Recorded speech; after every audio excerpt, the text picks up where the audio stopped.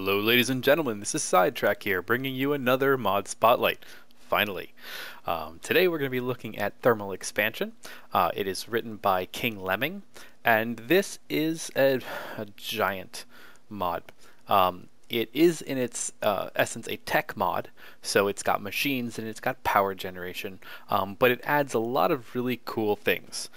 So without further ado, let's jump on in here and take a look. So all this stuff that you see around me, with the exception of the chests, has been added with thermal expansion. So this colorful stuff that you see next to me is what we call rock wool. Now this is functionally the same thing as a wool. You can use it to decorate, make carpets, fun murals, whatever you use wool for, but it will not burn. So it has the functions of stone, or the properties of stone, but looks like wool. So very cool for doing buildings, and you don't have to worry about the accidental flint and steel mishap, burning your house down. So other things that this mod adds, several different types of ore gen. We've got copper, tin, silver, lead, and ferrous ores. Now a couple of these can be mixed with other ores to make other alloys, metal blends. But these pretty much have the same use as all the regular, vanilla ores. You can cook them in your furnace, make them into ingots, and then build things with it. In fact, all of these machines require some combination of these. And the other thing, and just like the vanilla things, is you can make decorative blocks out of it. So if you like to decorate with metal, you can. Lots of fun colors. Alright, so this mod adds all kinds of things. In this video we're going to talk specifically about how to generate power, how to transmit and store power, the basics, and we're going to talk about a couple of the machines that use power. Specifically we're going to talk about the powered furnace and the pulverizer. So all of these machines will be covered, and all these blocks, in various videos after this one. Today we're just going to look at power generation, the powered furnace, and the pulverizer.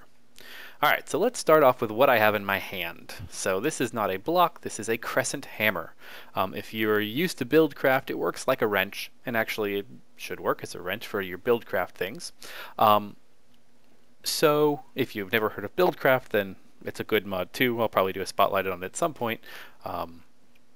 So this wrench functions, essentially it's a way to manipulate all the various objects, so you can use it to rotate your blocks around. In case you didn't see, it's rotating around in a circle. And then another important thing, wrong button. If you hold down Shift and right click, it will drop your items. So that's a nice little function. So a lot of the thermal expansion items, you actually pick them up by shift clicking, shift right clicking, especially things like the pipes that we're going to talk about, and this guy you need to shift right click. If you try and go to town with a pickaxe, you'll end up breaking it, or whatever. Takes forever too. Alright, so wrench that I have in my hand, this will come in handy. You'll see me using it. The next things I want to talk about are these two things in front of me. These are our two ways to generate power. This one is the steam engine, and this one is the magmatic engine. Now a steam engine, just like a steam engine in real life, needs two things. It needs fuel. In this case I have coal in here. Charcoal works, and I believe a lot of the wood products work as well, although I haven't tested that. I always use coal, it's just easy. And then it needs water. So you need to give it water. You can see that the water is not all the way full, and well, I can go ahead and remedy that. Typically when you first build these, you're just going to chuck water back and forth with a bucket. Or right click on it with a bucket, water goes in, and you can see that it filled up. So you will notice that this is not doing anything right now. And there are two reasons this is not doing anything. The first reason is this tab that you see open is called Redstone Control. Now all of the thermal expansion machines have this redstone control. Essentially what this says is, what should the machine do when it has a redstone signal? There are three options. You can set it to low, where it doesn't matter what the redstone signal is. If it's low, it's going to work. If it's high, it's going to work. You can have it set to the middle one, which is signal required low, meaning you need a low signal, as in no redstone, in order for the machine to run. If you apply redstone to the machine, if it's set to the middle one, it will turn off, which is very handy. And then high is the exact opposite of low. You need a redstone signal for the machine to work. Now you will notice that I am clicking on all of these and nothing's happening. You don't see the machine pumping away in the background. The coal level in here has not changed. The water hasn't changed. And this is for one very important reason. I have no way to remove power from here. And the machine kind of knows that intrinsically, so you don't end up seizing your machines or wasting fuel when there's no way to remove power. So the power that you're going to use is what we call a redstone conduit. So a redstone energy conduit, if you want to be specific. And this basically works like any other block in Minecraft. You can right click, it'll place it down, it'll form whatever shape you want it to do. And if you want to pick it up, again, you shift right click with your crescent hammer, and it pops up fairly quickly. Alright, so I need to go ahead and place this down, and you'll see as soon as I place it down, this engine starts pumping away because it is set to redstone signal high, and I actually have this lever turned on. So I'm going to set this down to low so it turns off.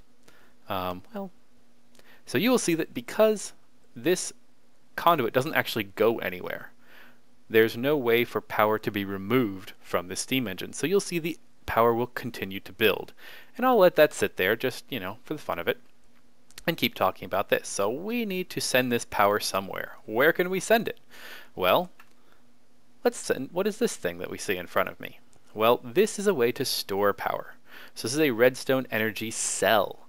Now it stores a lot of power. You can see there's a little bit in there already, but 600,000 Minecraft joules. Now Minecraft joules, same unit of energy that Buildcraft uses. It's just a unit of energy. Don't think about it too much. You need energy for your machines to work. So this is starting to build up an awful lot of power. So we ought to, send it somewhere, because I should note that if this builds all the way up, your engine will seize, it will freeze, it will stop working, and it will slowly cool off. In order to get it to work again, you have to click on it with your hammer, and it'll reset it. So let's go ahead and place this here. Now something very interesting that you see, okay, well, I've got a conduit, this should start filling up. And you can see that it is actually doing that very, very slowly. Now this is a little odd because it shouldn't actually be doing that. Which is kind of interesting. So you see that these little tabs, they're little arrows, and they tell you which direction the energy should be flowing, at least in an ideal world. Energy should not be flowing out of this, but for some reason it is.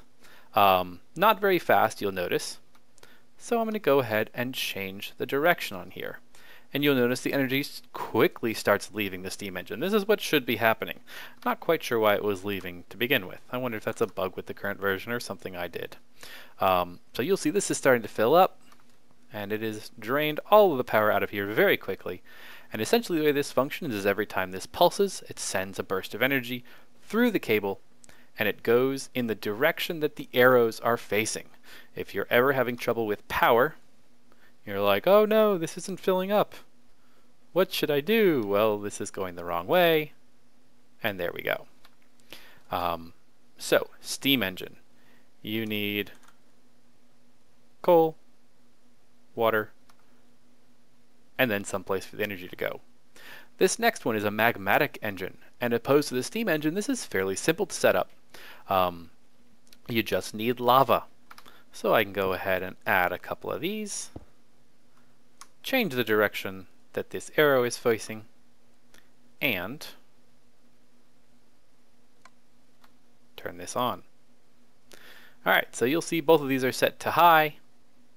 They're pumping away. If I flick this switch, they will turn off. Pretty cool. Now, one thing I should note, there are other tabs here. So we talked about the Redstone Energy Control, or the Redstone Control. There's an information tab which tells you a little bit about each thing. There's a tutorial that tells you typically about the Redstone Control, and then there's an energy bar. So most of the two things that you're going to use are the energy, which tells you the power usage, as in how much power is it producing in this case, since it is an engine. If it were another thing, it would tell you how much power it's using, a regular machine. It tells you its maximum power, what's the maximum amount of power that it can produce, in this case it's 2 Minecraft joules a tick, and how much energy is stored. You'll see the energy builds up and then releases, builds up and then releases, not just every time it pulses. So 2 Minecraft joules a tick for the steam engine. Magmatic engine actually has 4 Minecraft joules a tick. So at the moment, it's twice as powerful. Now I think I read somewhere that in the next build or two, they are increasing the power of the steam engine. That might be just hearsay at the moment, but I believe that's to be the case. Now, energy comes in here into the redstone cell, and you can see that, like I said, this is a very large energy storage box. Not the easiest thing to make, but we'll get into some workarounds in a minute. So it's building up. You can tell what to do with redstone control, and essentially any energy that comes in here you can siphon right off, and you can tell it how much this can input. 100 Minecraft joules every tick. So I'd need a lot of engines to get up to that amount. The maximum output, and this is it's actually very effective, especially if you're thinking about you want to limit the amount of power that is sent outwards. I'll let you come up with why that might be important sometimes. All right, so what are we going to do with this power? Well, bring us to our first machine that we're actually going to use. This is the powered furnace. Now, powered furnace functions exactly the same as a regular furnace, with some added bonuses. Say you only had 1 gold ore to process. You're going to create 1 gold ore. It's going to give you 1 gold ingot.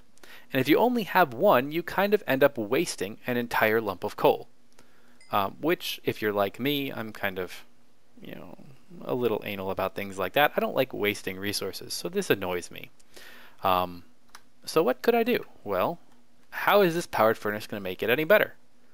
Well, I can put 1 in here, and I realize that I probably ought to connect some power. Probably would be useful. Change the direction so the power flows outwards and into here. You will see that the energy bar starts to fill up, and it will start to process your ore. Now it's important to note that it will suck out the ore immediately. So unlike the regular furnace, it takes the ore first. So if I'm like, oh no, I want to cancel it, it doesn't cancel it. Just, want to point that out. The other great thing about this, if I only want to run 1 ore, I can only burn 1 ore. And it doesn't waste any energy. It's not taking anything in. You'll see if I come over here, let me turn these off. Oh, that seized up. No, it didn't. Yes, it did. Weird. Oh, I know why. It ran out of water. So I'll turn this off. Yeah, you don't want your engines to run out of water. Not very useful. You'll see that there is nothing coming in. There is nothing flowing out. So if you're not using any power, you can come over here to the energy. It is not using anything. Well, how much does it use if I put something in there? It uses 2 Minecraft joules every tick. Good to know. You can run a powered furnace indefinitely with 1 steam engine. Pretty cool. Alright, so what else can we do with this? Powered furnace seems kind of useful, but it's not that great on its own. You're like, well, seems like a lot of work just to smelt ore. Why would I want to do that? Well, that brings us to our next item. This is the pulverizer. If any of you are used to maybe something like industrial craft, it's very similar to the macerator. So we'll hook up the power. Power flows out, power flows in, filling up, stores energy. What are we going to do with this? Well, we can take our gold ore, we can click it in there, and what does this do? Let it sit, and you get 2 pulverized gold. 1 gold ore, 2 pulverized gold. What do we do with pulverized gold? We throw it in the powered furnace, and it will cook it and turn it into ingots. So, powered furnace plus pulverizer, you double your ore output. Very, very cool, very useful. So even that, if this was all this mod was, that would be pretty cool for me. I like doubling my ore output so I can spend less time underground, more time, farting around building crazy things in my house. But what else can we do? Well, you will see on this GUI, you will see that there are these colored boxes. And there's this green configuration tab that was not on the engines. If I go ahead and open that up, you'll see kind of a paper doll of our powered furnace. You see the front, the top, the bottom, the left, the right, and the back. Well, if you wander around the side of here, you'll see these different colored boxes. What do these do? Well, this is where, if you have Buildcraft, they blend very well together. So if I go ahead and put a pipe, you'll see it connects. I've got to go into a chest, and let's throw some ore in here and see what happens. It's gonna cook along, and as soon as it's done, hey, it pops out into the pipe, so you don't need any redstone engines. Anyway, it'll immediately put it into the pipe, and it'll start sending it toward this chest. Well, what does this configuration tab do? Well, I can change what these things do. So if I want to say, oh, I don't want it to output on that side, well, you'll turn off the orange. The orange goes away on this side, and it will no longer output. If we say, maybe I want it to go output to the top, change it to orange. The orange is here, and it will immediately output to the top. Now this can output into chests, it can output into pipes, and it can output into other machines, as you'll see in a little while. So it just starts filling up. Not too bad. Let's take these out of here, just so it can stop working, and put all this into this chest. So the next thing I want to show you, I'm going to go back to this pulverizer, because I do want to mention this here. I don't want to do that. Alright, so the pulverizer you see has two different colors. You've got a yellow color and a red color. Well, let's throw some iron in here, let it sit for a minute. It may take a moment. So it will start putting the basic, what normally is outputted, it'll start putting it in the top. And every once in a while, if I show you here, pulverizer, you will see that it's got a 10% chance when you are pulverizing iron to produce some pulverized ferrous metal. This is the same ferrous metal that you would get out of ferrous ore, so it has a chance to double your iron output, but then also give you some ferrous metal. Pretty cool. Well, what the heck would I want to do with ferrous metal and iron? Well, let me go ahead and throw some ferrous ore in here so I can actually get some, and introduce you to the shapeless crafting recipe. No, I need another iron, I think. There we go. So 1 ferrous metal, 2 iron will make you Invar. Invar you cannot mine. It's kind of this dark gray one, but it is used for several of these recipes, so I figured I had to point out how to go about making it. So back to this configuration tab. I can send the base products over there, and it will send it out into the furnace where it will get cooked and then sent along to this chest. Well, what should I do with this top stuff? Well, you can send it out and over, and it too will also go into the chest. I'll throw some cobblestone in here. Let it do some stuff.